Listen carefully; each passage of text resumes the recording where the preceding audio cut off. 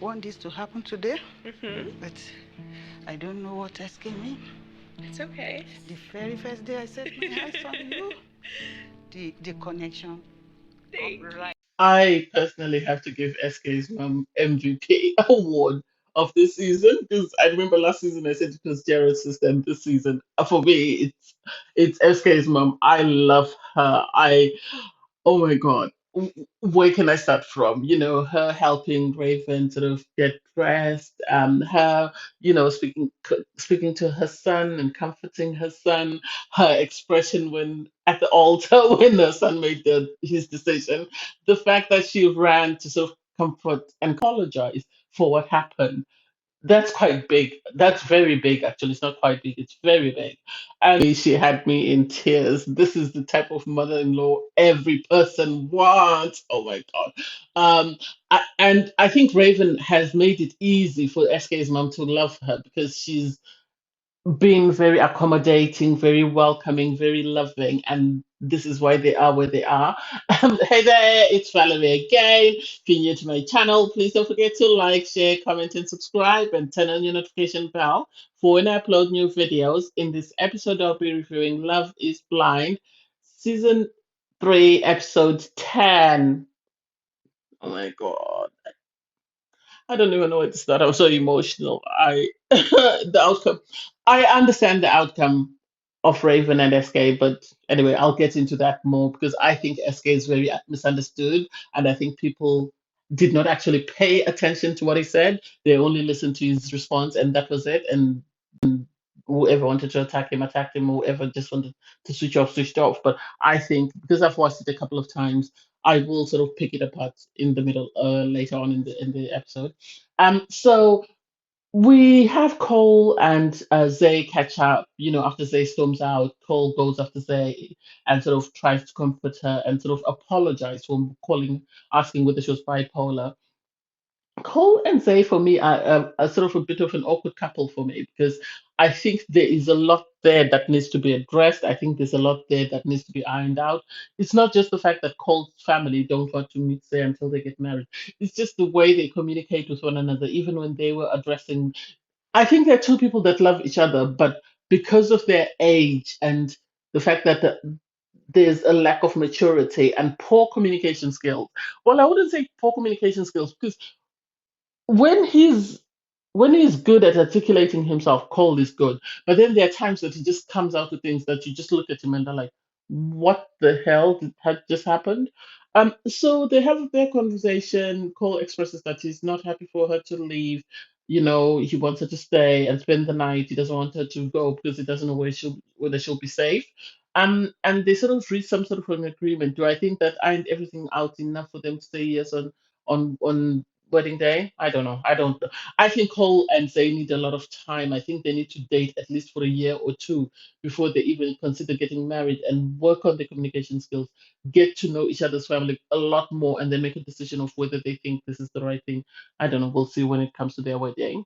The girls have their bachelorette party. The boys have their, bachelor party. The girls have sort of a pool party first, and then they go to a stripper club afterwards. And it was nice to see the girls and their interaction and see who is very close to who and see what's going on.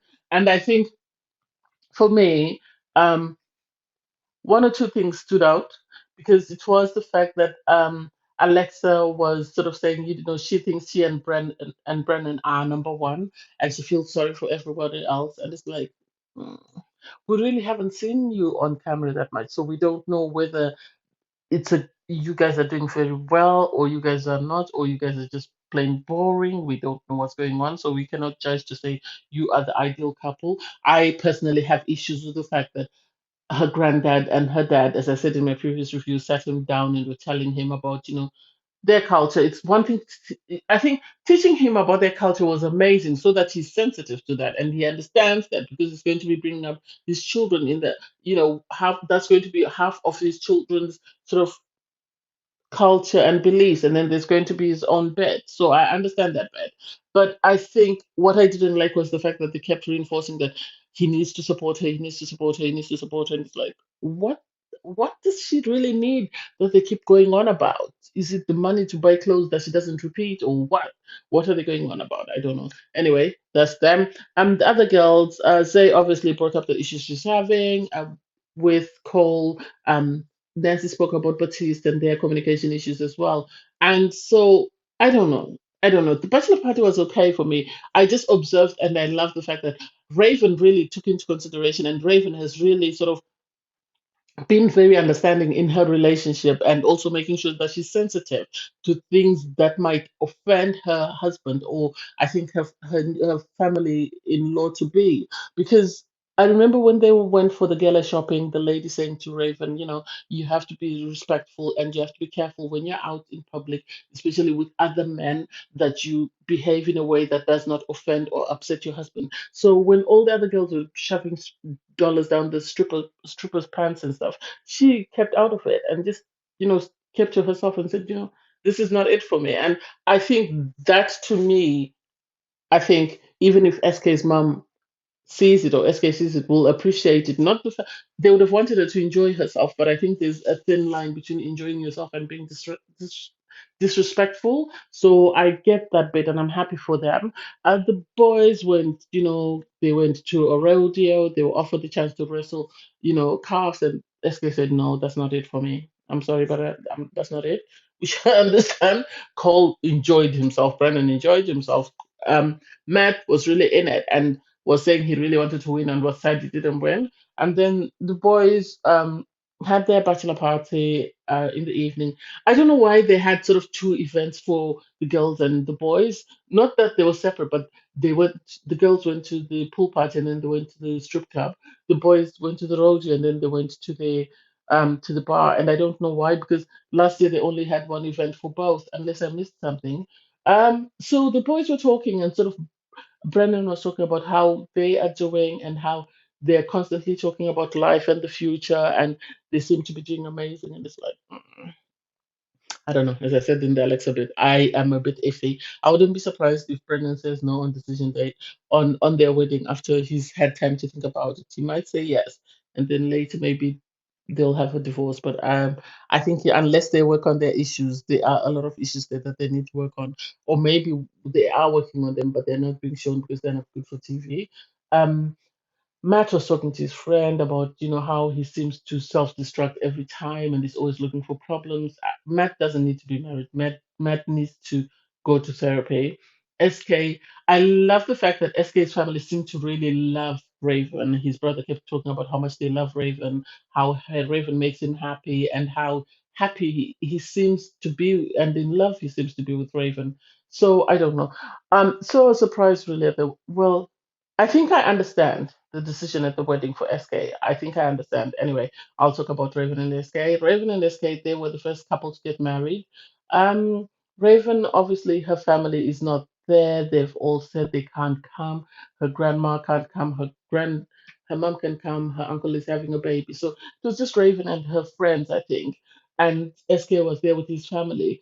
And I like the fact that SK sat down with his mom. He spoke to his mom about his dad not being there, and how sad it was that his dad wasn't there. He had his brother there. I think SK's got three other brothers. I've seen a picture of him and three other guys, and I think they all say they're brothers. So his brothers were there to support him. SK's mom went and helped Raven put on her headscarf and her veil, and it was beautiful because it was a very intimate moment. She was sort of, I think it was nice for her to stand in for Raven's mom, but it also was very evident that Raven was on her own outside of her friends. And when she walked down the aisle, it was sad to see her walk down. She had no one to walk down the aisle with her, and I think this is when it dawned on SK that it wasn't fair to go ahead with the wedding with Raven just being on her own, even though she had the friends to support her, but she didn't have any family. And family, I understand, is very important in the Nigerian culture. And the fact that a Nigerian wedding, if I'm not mistaken, because I do have a couple of Nigerian friends, I think it's something that takes place over a couple of days, and there's a certain format to how they get married. I think they have the introduction where the guy will go to the family and be introduced as the guy who wants to marry the daughter. So Raven SK would go to Raven's family and be introduced as the guy who wants to marry Raven, and then from there They would have their traditional wedding, I think, and then after that they would have their white what's called a white wedding. And so it makes sense to me that he would have said no because that has all not taken. Yes, it could have taken place, I think, afterwards or off camera. But the fact that her family is not even there for them to be introduced to, even though they did a FaceTime, the fact that they're not physically there, I think, is one of the main reasons that SK said no. And I don't think he said no to forever. I think he said because his response was, "Today I say no. I don't think it's the right time. I think there are a lot of things that need to be sorted out." And especially when the officiant asked, "Do you take Raven to be your wife?" You could see his mother mouthing, "I do, I do, I do." She really loves Raven. I do. And Raven was very understanding in herself to say, what do I do? It it was sad. You could tell there was a lot of love because SK told her, "I love you," and she also said, "I love you too." And so I think everybody was taken aback that you're saying you don't, but you're saying you love her. And I think it's not because he doesn't see her as his future wife. I think he knows that there are a lot of things that need to be sorted out first before they can go and say yes. And I have to commend him for doing that and not just getting married just because it's a TV show, but getting married because he's already said that they take marriage seriously in their culture and he wouldn't just want to get married just for the sake of getting married. If he's getting married for life and he loves Raven.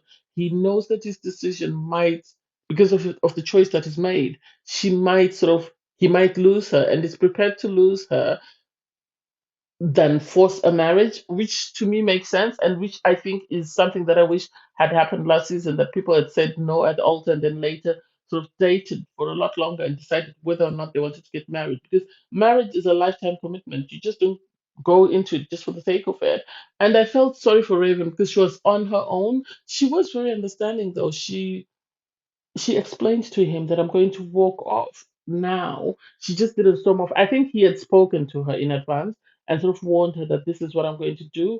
And I think she understood that this is what he was going to do and was was more understanding than I would have expected because somebody else would have just stormed off and not even waited for him to explain himself and explain his decision. But she seemed more, I think he prepared her that there is I am worried about ABC, and there's a strong possibility that I might say no. But because we have to do this, I don't want you to be surprised at the altar. Because I think in her mind, Raven thought she thought he might change his mind and say yes, but she knew that there was a strong possibility he was going to say no. I think he must have pre-warned her because I remember hearing that in most situations, these couples, be it on Married at First Sight, Love is Blind, they will always sort of give each other a heads up that this is going to be my decision, or I am on the fence, but there is a possibility I might say this. That way, they don't shock the other person. So I don't think Raven didn't know that he was going to say no. I think she knew,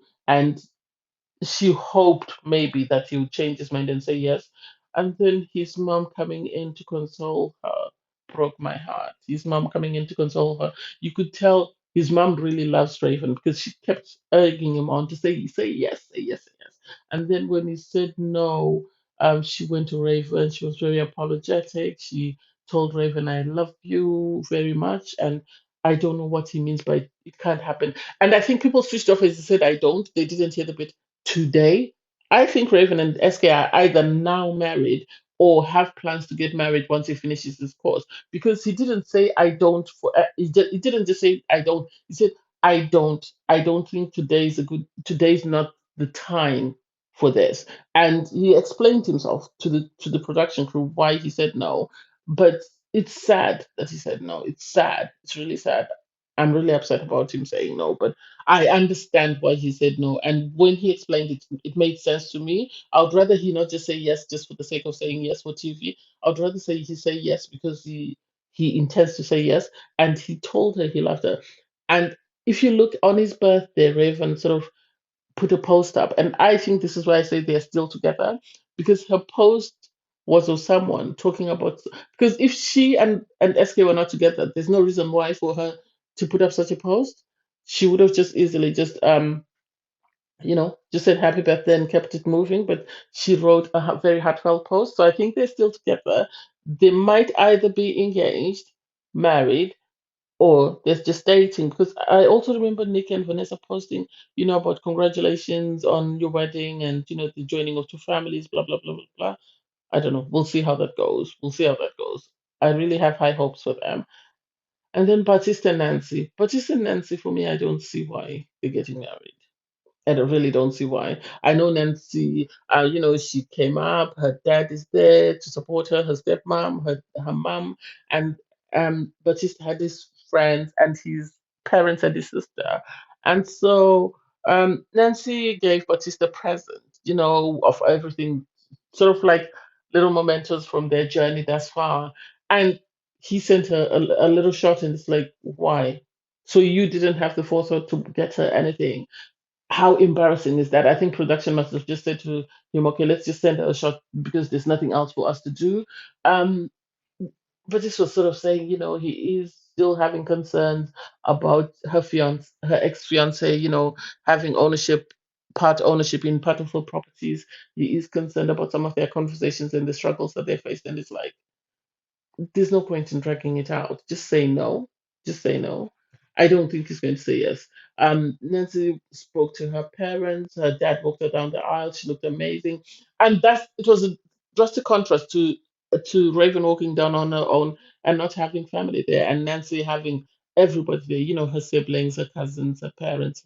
You know, I think when they got to the altar, they exchanged their vows. Yeah, they were beautiful. I didn't really listen much, and then you could tell when Nancy, it was obvious she was going to say yes, but when it came to Baptiste, you could see by the look on families' faces, his mom, his dad, his sister, he's going to say no. He's going to say no. Or I think he's going to ask for a moment to speak to someone because I don't think he's going to say yes. I think if he's going to say yes, it's just going to be yes for a little bit and then he's going to divorce Nancy. I don't see them being married long term. I really don't see them being married long term because I don't think Nancy, Baptiste likes Nancy as much as she likes him. And I'm not convinced that in the time that they've had together, he suddenly changed his mind and this is where he is. I don't know. I might be wrong. Anyway, thanks guys for watching. See you next time. Bye everyone.